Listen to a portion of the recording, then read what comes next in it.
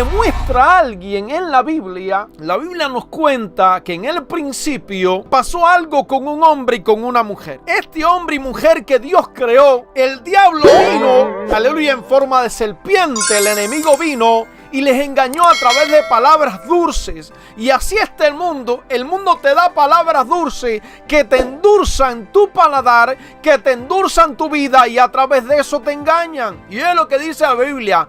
Mas Jehová Dios llamó al hombre y le dijo: ¿dónde estás tú? ¿Dónde tú estás? Y él responde: oí tu voz en el huerto y tuve miedo porque estaba desnudo y me escondí. O sea, estaba desnudo y me escondí. Y Dios le dijo: ¿quién te enseñó que estabas desnudo? Esa serpiente le había hablado a Eva y le dijo: come del fruto. Y Eva le dice: no, yo de ese fruto no puedo comer, porque el día que de él comiere, yo ciertamente moriré. ¿Y qué pasa? El diablo le dice: no vas a morir. Simplemente que serán abiertos tus ojos y verás el bien y el mal. Conocerás el bien y el mal. Y sabe una cosa, que ahí se queda Eva con aquellos que le abren sus ojos para que pueda ver, aleluya, y come aquella fruta. ¿Y qué pasa? Cuando come aquella fruta, sus ojos son abiertos, y entonces ella hace que su marido coma también. Y Adán cae en la trampa y come eso también. Pero hay una cosa muy real. Entonces Dios se le muestra y dice: ¿dónde estás tú? ¿Qué has hecho, Adán? O sea, Dios le está preguntando: ¿dónde tú estás? ¿Qué estás haciendo, Adán? ¿Dónde tú estás parado? ¿Qué has hecho?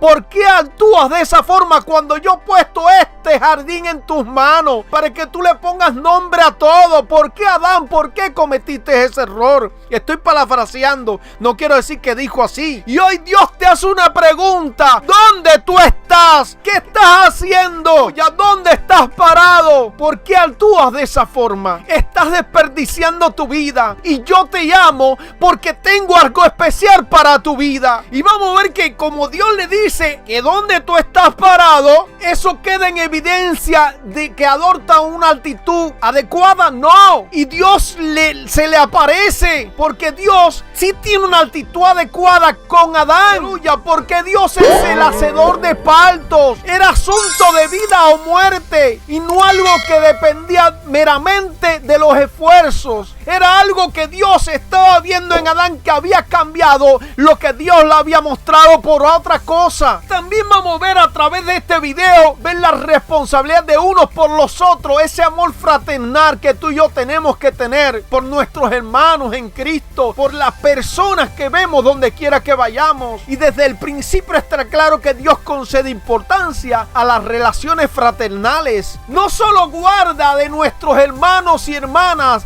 sino que se nos llamará juicio por nuestro trato a nuestros hermanos y hermanas físicos y espirituales. Dios un día nos va a pedir cuenta por el trato que le demos a los demás. Ama con amor de verdad. Comparte la bendición con otros. Y Jehová Dios no preguntaba porque ignoraba, sino como un padre que se dirige a su hijo, a un hijo obediente, para decirle: ¿qué estás haciendo? ¿O qué has estado haciendo? Y oye lo que le dice Dios a Caín: si bien hicieres, no serás enaltecido, y si no hicieres bien, el pecado está a la puerta. Con todo esto a ti será su deseo, y tú te enseñorearás de él. Porque Caín había cometido un error. Caín había matado a su hermano Abel. Y vamos a ver, la sangre es algo esencial para estar bien delante de Dios. El asunto de los sacrificios de sangre como parte esencial de nuestra posición ante Dios se presenta por medio de la ofrenda de Caín y Abel. Caín, que ofrece algo de la tierra, que hace Abel, le da lo mejor del fruto a Dios. Y eso es lo que Dios está buscando, que nosotros le demos lo mejor a Dios del fruto, que nosotros le sabemos dar, que tenemos que aprender a dar ese fruto, verdaderamente fruto de justicia, frutos de amor, de acuerdo con la lección fundamental que ofreció Dios en relación con el pecado de Adán y Eva. La ofrenda vegetal de Caín, fruto de sus propios esfuerzos, era una ofrenda para justificarse a sí mismo, y una negativa a vivir bajo el pacto revelado de Dios. La ofrenda de Caín, que fue rechazada de la misma forma que lo intentó Adán, de usar hojas de higuera para cubrirse. Pero la ofrenda de Abel fue un sacrificio que de sangre que agradó a Dios. El sacrificio animal en el huerto por parte de Dios había sentado el principio de la sangre como la vía para acercársele. O sea, el primer sacrificio que se registra en la Biblia es cuando Dios sacrifica un animal para darle vestidura a Adán y Eva porque estaban desnudos. Y ahí Dios hace un sacrificio para poderle poner vestidura a Adán y Eva. O sea, esto queda en evidencia que adoptar una actitud adecuada ante un Dios hacedor de parto era asunto de vida o muerte y no algo que dependía meramente de los esfuerzos humanos. Lo más probable es que Dios no miró con agrado a Caín porque le ofrecía algo de poca calidad. Del fruto de la tierra una ofrenda trajo un fruto de la tierra, no trajo el mejor fruto de la tierra. Y Dios quiere que tú y yo demos el mejor fruto, el fruto que transforma, el fruto que cambia. Mientras que Abel, que trajo el primogénito de las ovejas, Abel trajo lo mejor, trajo un primogénito, el más gordo, el más bonito. Y Dios le dice: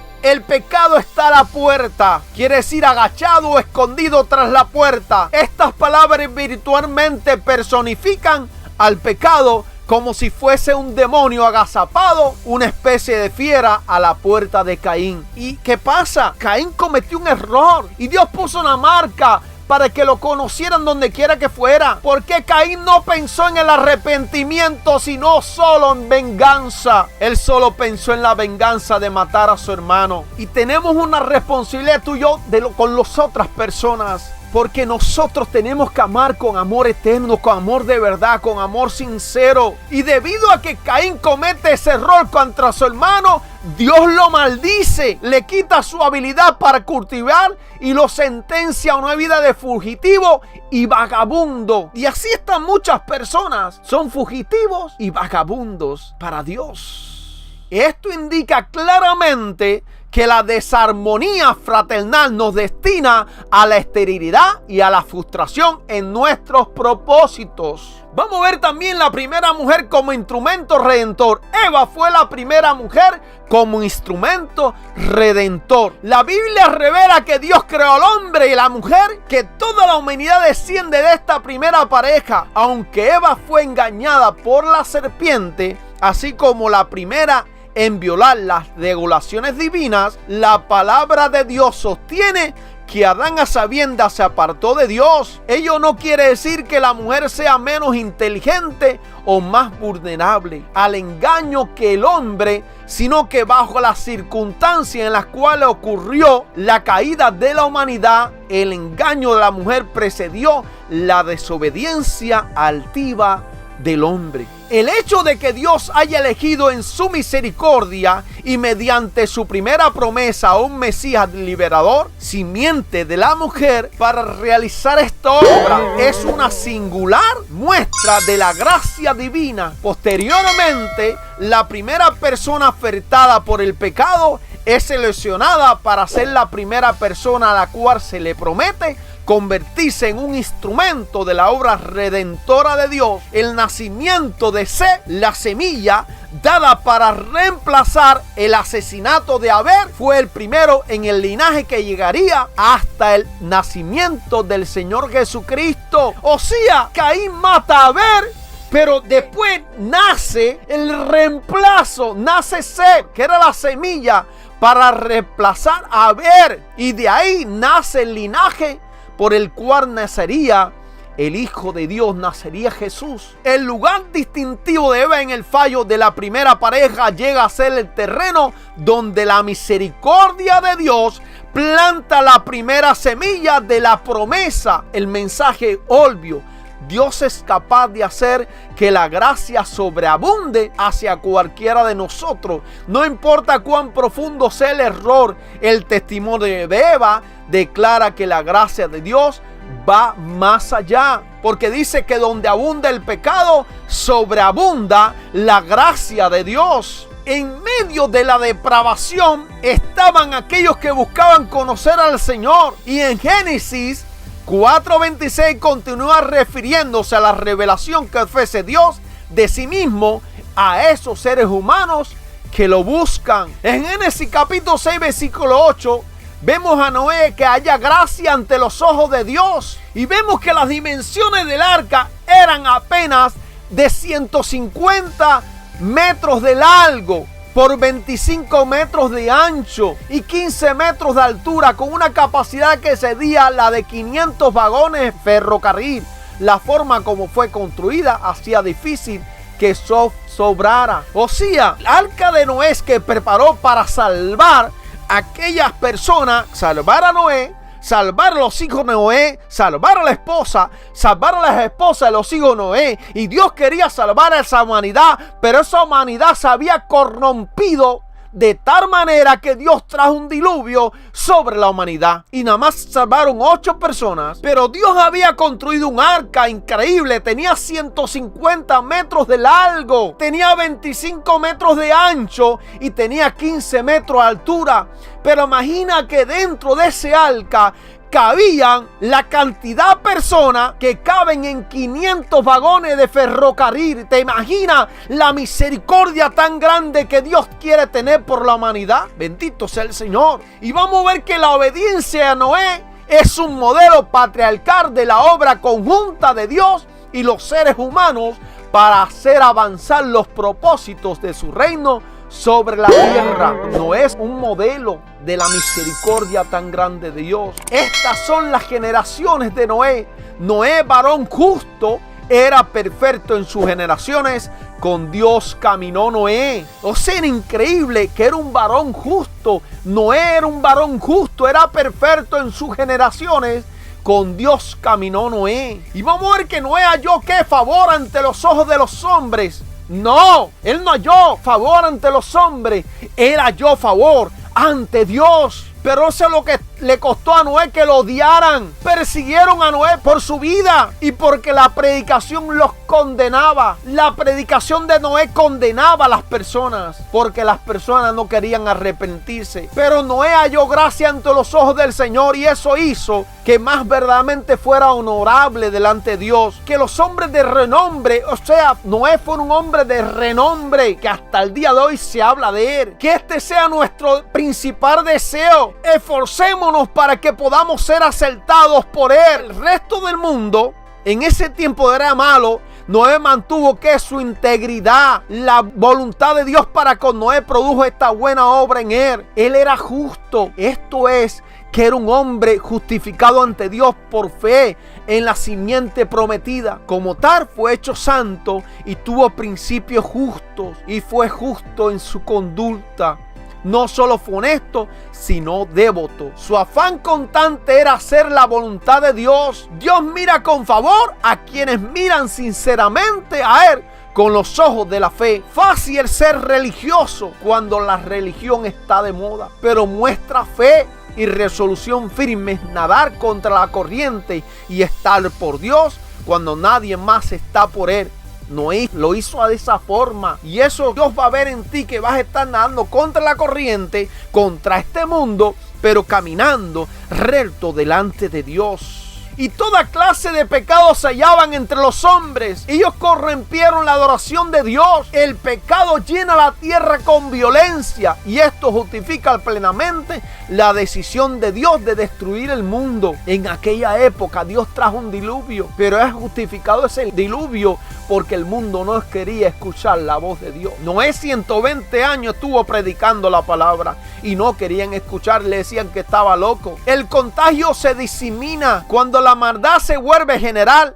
La ruina no está lejos. Mientras en una nación hay un remanente de gente que ora, vaciando así la medida antes que se llene, los juicios pueden ser aplazados. Pero cuando todas las manos están ocupadas en echar abajo las cercas por el pecado y nadie se opone a la brecha para repararla, ¿qué puede esperarse sino un diluvio de ira?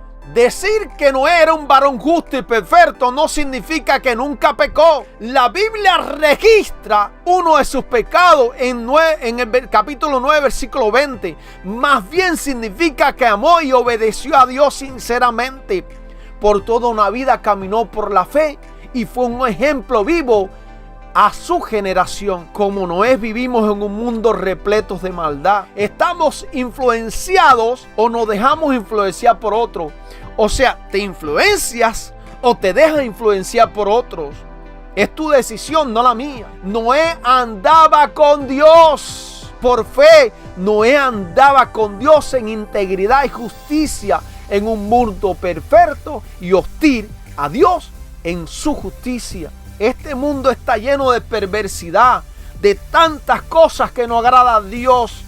Pero tú y yo tenemos que andar conforme a su mandato, conforme a su verdad. Y Noé también resalta en su generación por su vida justa y de acuerdo con Dios. Vamos a ver que Noé fue, ¿qué cosa? La esperanza de su padre, de la que la tierra recibiera alivio, de la esperanza del Padre, de que la tierra recibiera el alivio de parte de Dios. Pero Noé fue más que eso para Dios. Fue el objeto de su misericordia y la esperanza de una nueva humanidad obediente, ¿a qué cosa? Al propósito divino. 3 cualidades espirituales y morales de Noé hacen contraste a la corrupción y violencia que predominan en su civilización. Era justo, cavar y caminaba con Dios. Esto significa que Noé se adecuaba a una vida modelada por los mandamientos de Dios. Además, a pesar de todas las convulsiones y violencias existentes, ningún mal se podía encontrar en él.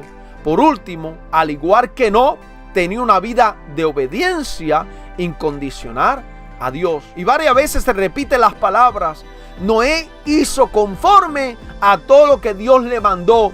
Noé se convierte en el ejemplo de fe, paciencia y fidelidad a Dios en medio de una generación corrupta. Sin la vida santa de Noé, Dios no hubiera tenido una referencia, ejemplo convincente para juzgar al mundo.